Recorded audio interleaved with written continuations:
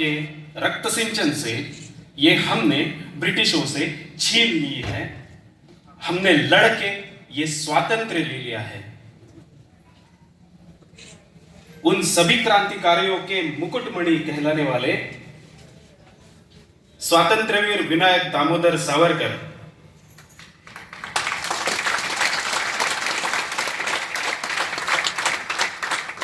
केवल 15 साल की आयु में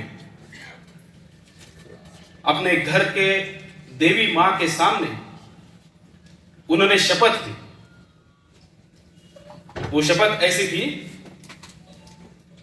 इस देश का स्वातंत्र्य प्राप्त करने के हेतु ऐसी सशस्त्र क्रांति खड़ी करूंगा और इस ब्रिटिशों की दमनकारी नीति के विरुद्ध ऐसा रण खड़ा करूंगा कि शत्रु को मारते मारते मैं मिट जाऊं तो भी बेहतर। हम अपने अंतिम समय तक सावरकर जी ने अपनी प्रतिज्ञा को पूरी तरह से निभाया। केवल 15 साल की आयु में सावरकर जी ने एक संगठन खड़ा किया जिसका नाम था मित्र मेला। और इस मित्र मेला का कार्य क्या था? जहां लोग इकट्ठा होते हैं, जहां लोगों का सम्मेलन होता है, ऐसी जगहों पे जाना और स्वातंत्र्य प्राप्ति के लिए लोगों में जागृति करना।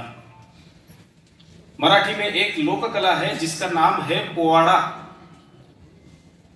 सावरकर जी के साथ उनके सहकारी थे जिनका नाम था आबा दरेकर, जिनको स्वातंत्र्य कवि गोविंद नाम से पहचाना जाता है।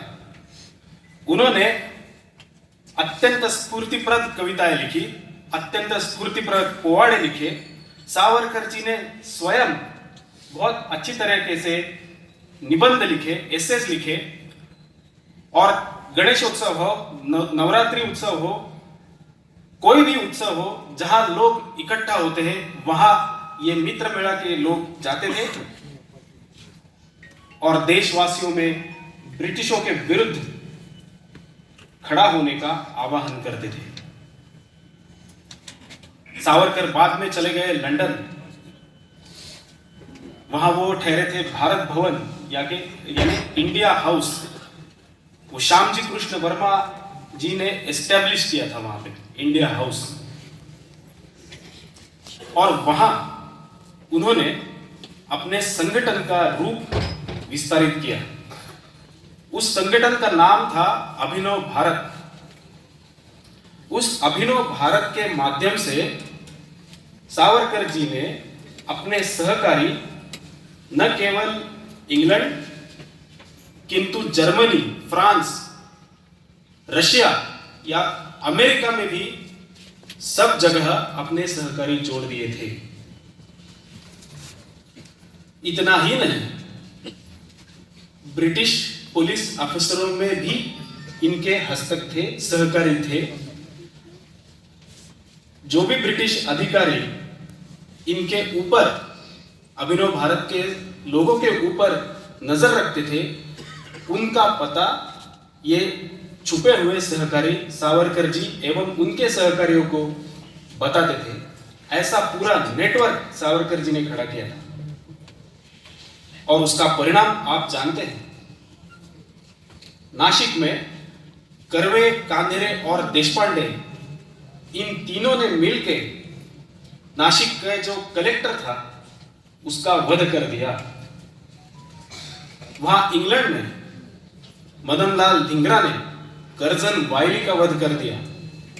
अनेक युवा क्रांतिकारियों के हाथ में सावरकर जी ने शस्त्र भेज दिए और बॉम्ब मैन्युअल्स भी भेज दिए।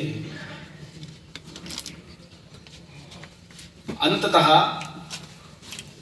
ब्रिटिश शासन ने नासिक में, भगूर में सावरकर जी का जहां जन्म हुआ, वहां सब जगह छापेबाजी की और अनेक अभिनव भारत तथा मित्र मेला के जो सहकारी थे उनकी अरेस्ट की और अंत में पता चला brain behind the conspiracy was Vinayak Damodar Savarkar. British सत्ता से राजद्रोह करने के आरोप में सावरकर जी को एक नहीं बल्कि 2 लाइफ इम्प्रिजनमेंट की शिक्षा हुई। 25-25 साल के 2 लाइफ इम्प्रिजनमेंट, और ये एक समय में पूरी करनी नहीं थी। पहले 25 साल की एक लाइफ इम्प्रिजनमेंट, उसके बाद दूसरी, यानी एक ही जन्म में उन्हें 2-2 लाइफ इम्प्रिजनमेंट की शिक्षा हुई थी। ये ब्रिटिश शासन का सावरकर जी के विरुद्ध का न्याय था। उनको भेज दिया गया अंडमान, जिस जगह को काला पानी के नाम से जाना जाता है। और ऐसी बात नहीं कि वहां का पानी सच में काला है, किंतु ऐसी बात है कि अगर कोई मनुष्य वहां जाता है तो वापस वो बच के आने का मुश्किल है, इसीलिए उसे काला पानी कहते हैं।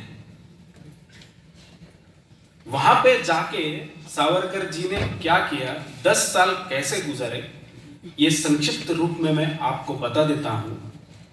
और जो आरोप सावरकर जी के ऊपर लगते हैं कि उन्होंने मर्सी पेटिशन, सरासर झूठ शब्द है, उन्होंने पेटिशंस भेजी थी।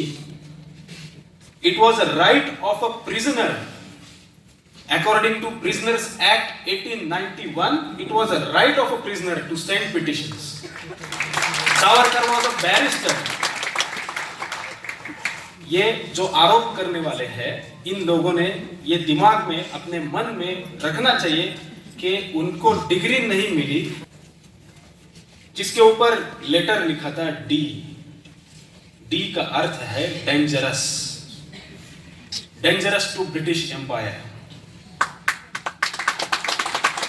तो ये ब्रिटिश भली भांति जानते हैं कि यह मनुष्य, यह व्यक्ति हमारे लिए इतना डेंजरस है, लेकिन दुर्भाग्यवश ये बात है कि हमारे अपने भारतीय लोग ये अब तक जान नहीं पाए कि इनके बैच पे डी क्यों लिखा था। बहुत ही दुर्भाग्यवश। सावरकर जी ने 11 साल, अपने आयु के 11 साल अंडमान के जेल में गुजारे हैं। बीइंग अ पॉलिटिकल प्रिजनर,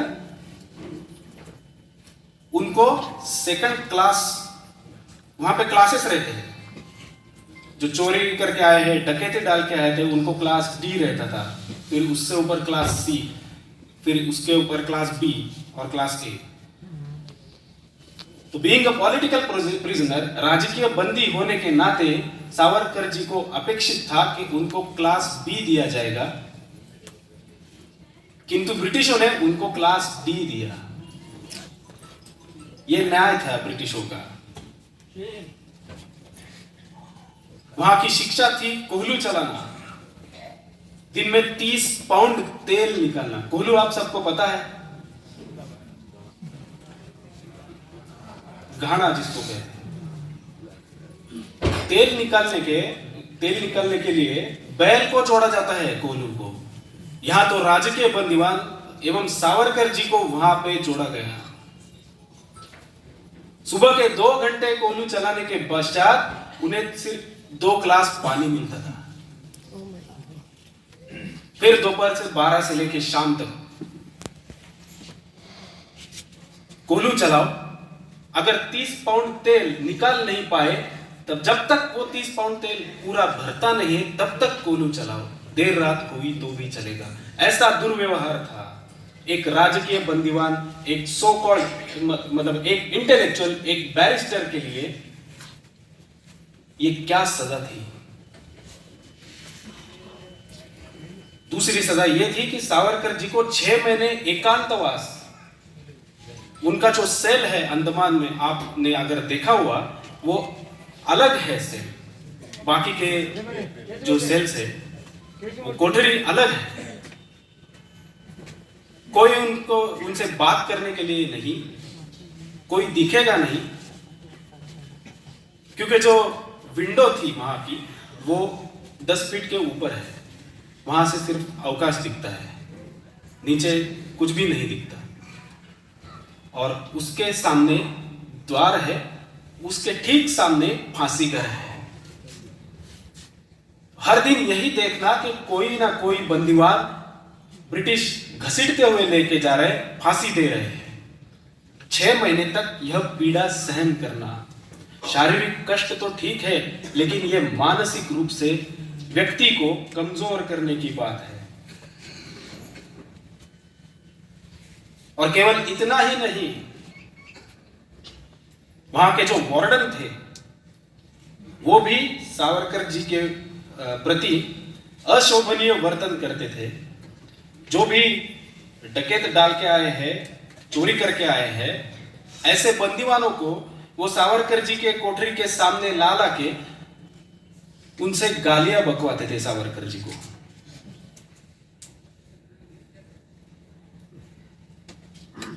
ये था ब्रिटिशों का सावरकर जी के विरुद्ध व्यवहार। हुआ ऐसा, सावरकर जी के बड़े बंधु गणेश दामोदर सावरकर भी अंडमान में ही थे, लेकिन सावरकर जी को पता ही नहीं था कि वो अंडमान में। 1.5 साल तक उनकी अनदेखी रही, बातचीत तो दूर की बात है।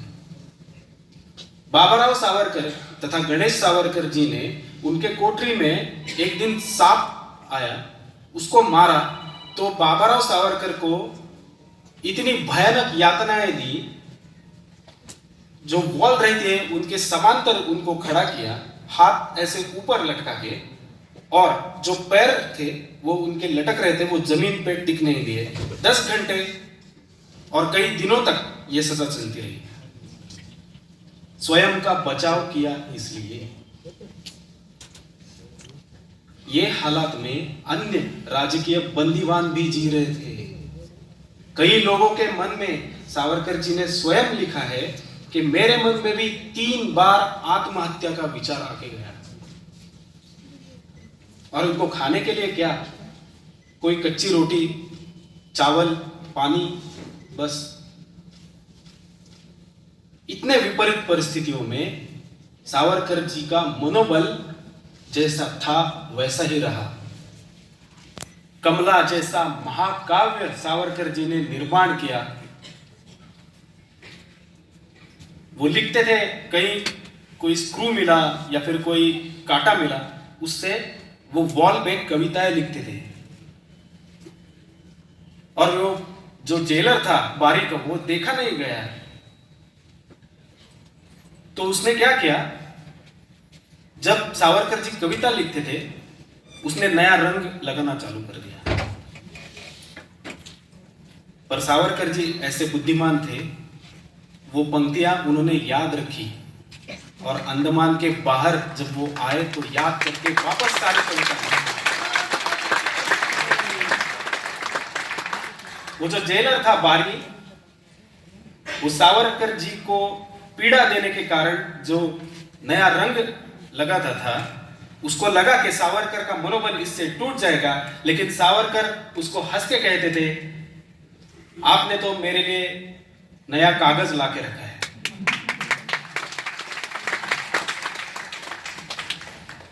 कभी भी पराजित न होने की मनोवृत्ति, इसके कारण सावरकर जी 10 साल तक उस जेल में निकालते गए।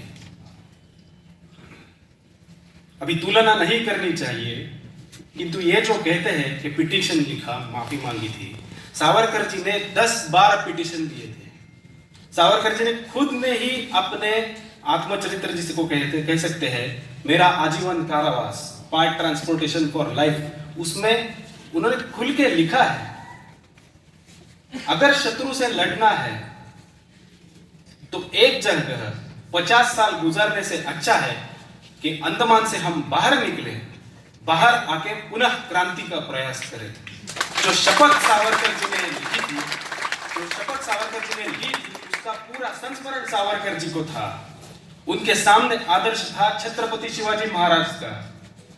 छत्रपति शिवाजी महाराज जब आगरा में थे, औरंगजेब के कैद में थे, तभी ऐसे ही पत्र छत्रपति शिवाजी महाराज ने लिखे हैं कि मैं डर गया हूं, मुझसे भूल हो गई, मुझे छोड़ दो। अगर आप मुझे छोड़ दोगे तो इसमें मुगल पूरी सल्तनत का एक मांडलिक होकर कार्य करूंगा। और बाद में क्या किया आप सबको इतिहास अवगत है।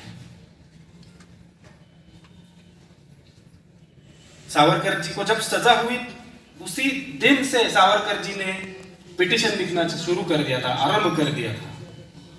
एक दो पिटीशन तो है उसमें ऐसे कि सावरकर जी कह रहे हैं कि मैं राजकीय बंदीवान हूं, मैं पढ़ा लिखा हूं, फिर भी मुझे कष्टदायी शिक्षाएं, मुझे यातनाएं दी जाती है, तो मेरा क्लास चेंज करो, क्लास डी से क्लास बी करो, ताकि मुझे लिखने में कुछ मिले, साहित्य पढ़ने के लिए कुछ साहित्य मिले। सावरकर जी को इतनी आसानी से कुछ नहीं मिला।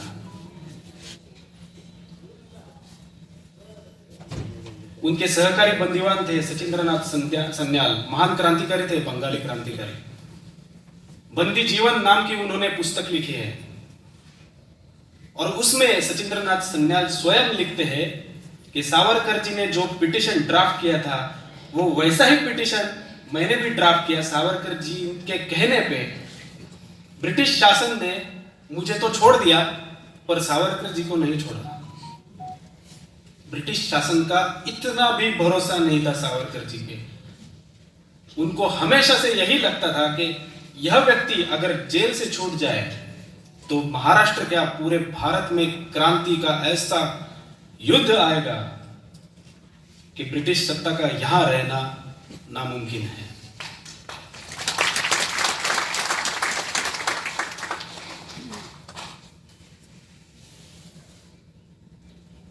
अब तुलना नहीं करनी चाहिए, मैंने बताया, किंतु एक प्रकरण है, नाभा प्रकरण जिसे कहते हैं। जो ये लोग आरोप करते हैं ना सावरकर जी पे, उनके आप इस प्रकरण का नाम निकालो, सिर्फ ये दाएं बाएं देखने लगे। पंडित जवाहरलाल नेहरू 22 सितंबर 1923 पंजाब के एक प्रिंसली स्टेट था नाभा, वहां पे एजिटेशन शुरू हो गई, आंदोलन शुरू हो गया। और जवाहरलाल जी अपने दोनों साथियों के साथ उस आंदोलन में सहभागी हो गए, शामिल हो गए। आचार्य गिडवानी और के संतानम, ये दोनों उन साथियों के नाम हैं।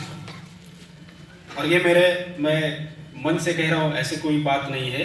के संतानम ने अपनी पुस्तिका है उनकी, हैंडकफ्ड विद जवाहरलाल, उसमें उन्होंने इस बात को अच्छी तरीके से लिखा है। उनको सजा हुई, वो नाभा में पहुंच गए। नाभा की कोठरी की हालत स्वयं जवाहरलाल नेहरू ने वर्णन की है उनके ऑटोबायोग्राफी बुक में। वो लिखते हैं वो कोठरी इतनी छोटी थी कि हाथ ऊपर के तो छत लगेगा हाथ को, उसमें से मिट्टी आ रही थी नीचे। और मैं 2 दिन सो नहीं पाया क्योंकि मेरे अगल बगल चूहे दौड़ रहे थे। और आचार्य गिडवानी और के संतानम लिखते हैं कि जवाहरलाल नेहरू हर आधे घंटे के बाद वो कोठरी साफ कर रहे थे झाड़ू से, क्योंकि उनको बहुत अनईजी हो रहा था। पहले 2 दिन तो उनको कोई सुविधाएं नहीं मिली, ना खाने को कुछ, ना नहाने को कुछ। और उनके पिता मोतीलाल नेहरू इस बात से बहुत व्यथित हुए कि मेरे बेटे को अंग्रेजों ने कहां रखा है आखिर। तो इन्होंने वायसराय को तार भेज दिए। तो वायसराय ने जवाब दिया कि उनको नाभा के जेल में रखा है और उनको सुविधाएं अभी तक प्राप्त नहीं हुई। तो मोतीलाल जी नेहरू ने उल्टा तार कर दिया कि उनको सारी सुविधाएं दी जाए। 2 दिन के पश्चात जो जेल के अधिकारी थे उनका बर्ताव पूरी तरह से बदल गया। उनको नहाने की एवं स्वादिष्ट फलों की सुविधाएं दी गई 2 दिन पश्चात केवल। इतना ही नहीं, मोतीलाल जी ने कहते हैं कि मैं मेरे बेटे से मिलना चाहता हूं। वायसराय ने कहा नहीं, आप नहीं मिल सकते। फिर और एक तार भेजा, फिर से परमिशन मांगी, तो वायसराय कहता है कि आप लिख के दे दो कि ये जो आंदोलन चल रहा है स्वतंत्रता संग्राम, उस आंदोलन से मेरा कोई लेना देना नहीं है, मैं केवल अपने बेटे से मिलूंगा। और मोतीलाल जी नेहरू ने वह लिख के दिया कि मेरा इस स्वतंत्रता आंदोलन से कोई संबंध नहीं है, मैं केवल अपने बेटे से मिलना चाहता हूं। जवाहरलाल नेहरू का जो जेल का टूरिज्म कह सकते हैं, वो मात्र 12 दिन का रहा। उसमें से 2 दिन उनको कोई व्यवस्था नहीं थी, आगे के 10 दिन सारी व्यवस्थाएं थी। 10वें दिन 12वें दिन वहां के जज ने उनको 2 साल की सजा सुनाई। यह दोपहर के 3 बजे की घटना है और शाम के 7 बजे कुछ ऐसा हुआ जो वो डिसीजन था वो रद्द कर दिया गया।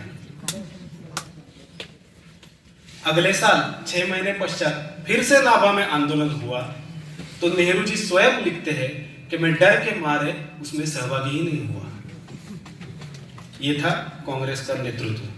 अब जो आरोप करते हैं सावरकर जी के ऊपर, उनसे कहिए कहां 12 साल गुजारना, कहां 12 दिन गुजारना। क्या नेहरू जी ने प्रयास नहीं किए? मुझे असुविधा हो रही है, मुझे कोई सुविधा चाहिए। क्या मोतीलाल जी ने प्रयास नहीं किए, मुझे मेरे बेटे से मिलना है, इस स्वतंत्रता संग्राम से मेरा कुछ लेना देना नहीं? उनके ऊपर आरोप नहीं होते।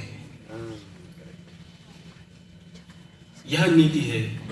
ये आप पूरा इंटरनेट पे पूरा नाभा एपिसोड पढ़िए और जो भी आरोप करते हैं सावरकर जी के ऊपर, उनके मुंह पे मारिए। और अंडमान में सावरकर जी ने क्या कार्य किया, यह अभी आपको मैं बताता हूं। वहां पे जो भी बंदीवान रहते थे ना, उनमें से ज्यादातर पढ़े लिखे नहीं रहते थे, अशिक्षित रहते थे। तो सावरकर जी ने वहां पे बंदीवानों के लिए शिक्षा शुरू की, उनको पढ़ाया, उनको सिखाया। और केवल जो पढ़े लिखे थे, थोड़े बहुत जिनको पढ़ना आता था, लिखना आता था, उनको तो उन्होंने भारत का ही नहीं पूरे विश्व का इतिहास बताया। पहला महायुद्ध हो रहा है, कैसे हो रहा है, ये सब बताया। सावरकर जी ने वहां पे लाइब्रेरी शुरू की। जब सावरकर जी अंडमान में आए थे, तब वहां का literacy rate it was around 1 or 2%. When Savarkar ji was transferred to Ratnagiri, the literacy rate was above 90%. ये सावरकर जी का अंडमान में कार्य है। एक बंदीवान बंदी होके भी क्या कर सकता है। दूसरी बात ऐसी, वहां पे बहुत सारे धर्मांतरण होते थे।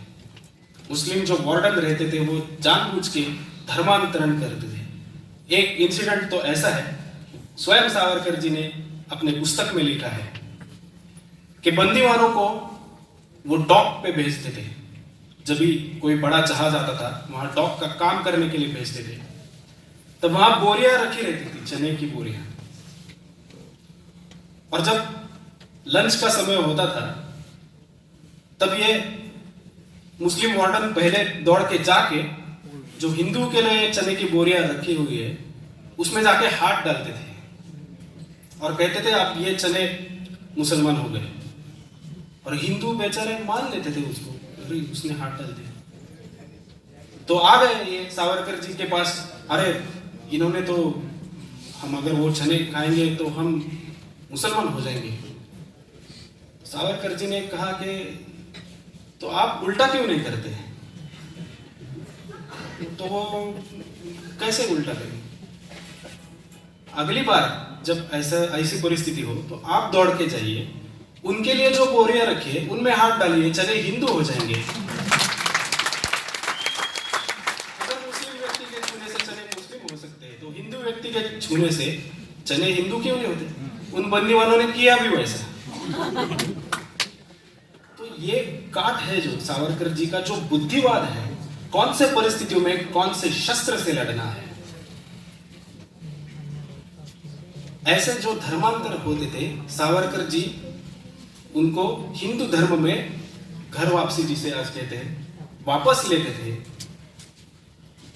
क्योंकि अगर एक बंदीवान धर्मांतरित होता है तो उसको बहिष्कृत कर दिया जाता था, उसके साथ कोई बैठता नहीं था, उसके साथ कोई खाना नहीं खाता था।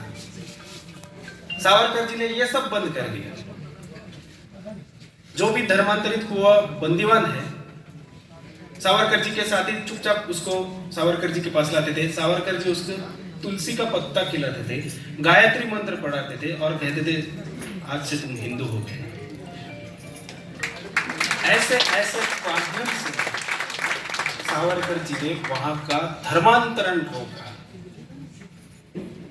और बात ऐसी हुई कि ब्रिटिश शासन का ही एक वहां का जेल का प्रशासन का नियम था कि बंदीवान को 3 या 5 साल अगर जेल में आप रखोगे तो उसके बाद आप उसको जेल में नहीं रखोगे, अंडमान टापू पे ही रखोगे, लेकिन अलग जगह रखोगे। वहां पे वो अपना संसार बसा सकता है और घर बार परिवार वहां बसा सकता है। ऐसी योजना थी। सावरकर जी ने उस पद्धति को टिकट सिस्टम कहते थे, टिकट दिया जाता था ब्रिटिशों से। सावरकर जी ने ज्यादा से ज्यादा बंदीवानों को वहां बसने के लिए मनाया। उसका परिणाम यह हुआ, आप सभी तो जानते हैं कि 1947 जब पार्टीशन हुआ तो वो पॉपुलेशन के आधार पर हुआ। अंडमान में ऐसी स्थिति थी कि वहां बसे हुए ज्यादातर लोग हिंदू थे, इसीलिए अंडमान और निकोबार ये भारत में रहा। ये विजन था सावरकर का। 30 साल 50 साल आगे की सोच। अगर उल्टा होता था तो आज तीसरी दिशा से हमें एक नया शत्रु मिल जाता था। किंतु सावरकर की विजन की वजह से वहां हिंदू बसे। आज भी वो हिंदू बहुल है और आज भी हमारे पूर्व किनारे का संरक्षक दल अंडमान है।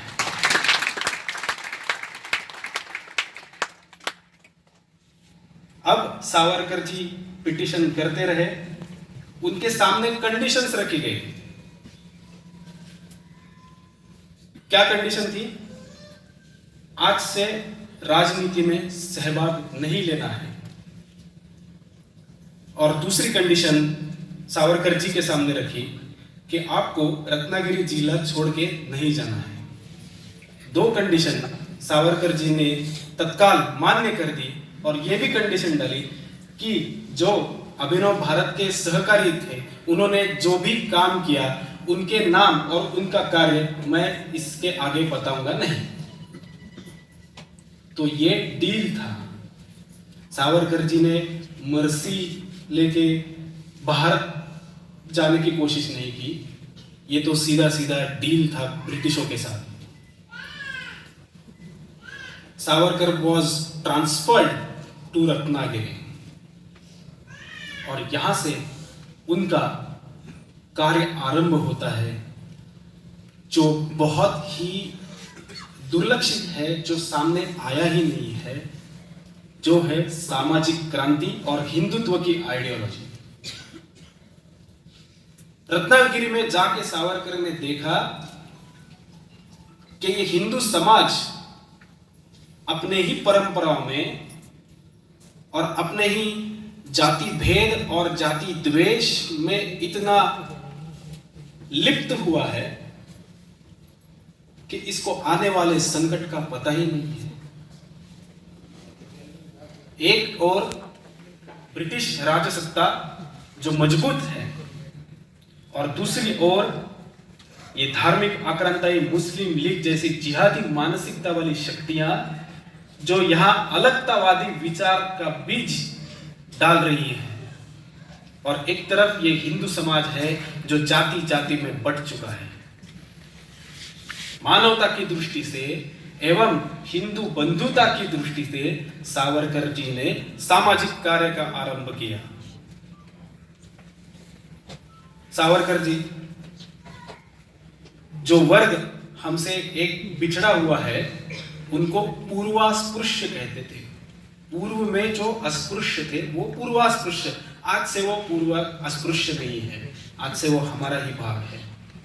जिसे गांधी जी हरिजन कहते थे, सावरकर ने कहा हरि के जन तो सभी है, उनमें क्यों भेदभाव करना है, उन्हें पूर्वास्पृश्य कहिए, क्योंकि हमारी ही गलतियों की वजह से आज वो हमारे साथ नहीं है। मंदिर में प्रवेश का अधिकार पूर्वास्पृश्य बंधुओं को नहीं था। रत्नागिरी में बहुत ही प्रसिद्ध विठल मंदिर है। 3 दिन तक वहां संघर्ष चला। तथाकथित जो रूढ़िवादी विचारसरणी के लोग हैं विरुद्ध सावरकर जी के जो सुधारणावादी लोग हैं। सावरकर जी का युक्तिवाद ऐसा था, सावरकर जी ने कहा जो दर्शन से बट जाए वो भगवान ही है। अगर किसी के स्पर्श से वो बट जाए, धर्मांतरित हो जाए, तो अशुद्ध हो जाए, अपवित्र हो जाए, वो भगवान ही क्या है। और ऐसा युक्तिवाद करते करते 3 दिन पश्चात सावरकर जी के सुधारणावादी पक्ष ने वो संग्राम जीत लिया। विठल मंदिर हिंदुओं की सभी जातियों के लिए प्रवेश मुक्त हो गया। सावरकर जी इतने पे ही सीमित नहीं रहे। रत्नागिरी जो जिला था उसके आजू बाजू के 400 मंदिर इन पूर्वास्पृश्य वर्ग के लिए सावरकर जी ने दर्शन के लिए मुक्त कर दिए।